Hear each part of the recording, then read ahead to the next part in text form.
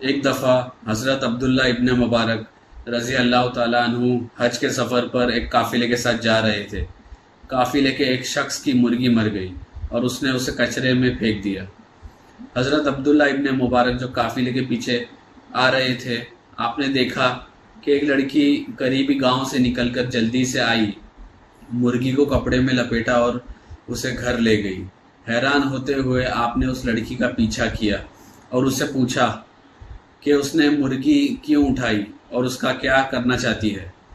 لڑکی نے جواب دیا کہ میں ایک یتیم لڑکی ہوں اور میری ماں بیوہ ہے۔ اس نے بتایا کہ اسے گھر میں کھانے کو کچھ بھی نہیں ہے، کئی دن سے وہ بہت مشکل حالات سے گزر رہی ہے۔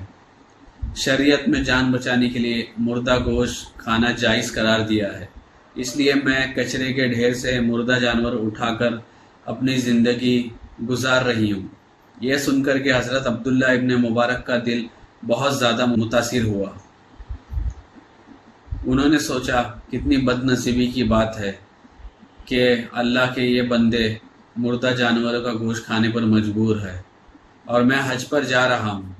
انہوں نے اپنے ساتھی سے پوچھا کہ اس کے پاس کتنے پیسے ہیں۔ ساتھی نے جواب دیا کہ شاید 2000 دینار ہے۔ حضرت عبداللہ ابن مبارک نے کہا کہ واپسی کے سفر کے لیے 20 دینار رکھ کر باقی سارے پیسے اس لڑکی کو دے دو۔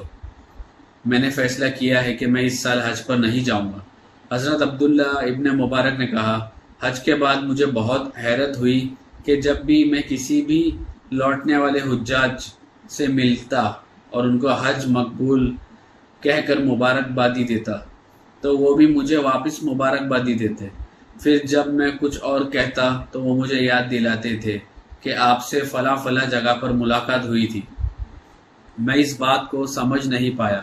اس رات میں نے ایک خواب دیکھا جس میں رسول پاک صلی اللہ علیہ وسلم نے مجھے فرمایا، اے مبارک کے بیٹے، حیرت کی کوئی ضرورت نہیں، تم نے میرے ایک پریشان حال امتی کی مدد کی ہے، جس پر میں نے اللہ سے دعا کی کہ تمہارے لیے ایک فرشتہ مقرر کرے جو قیامت تک تمہاری طرف سے حج کرے۔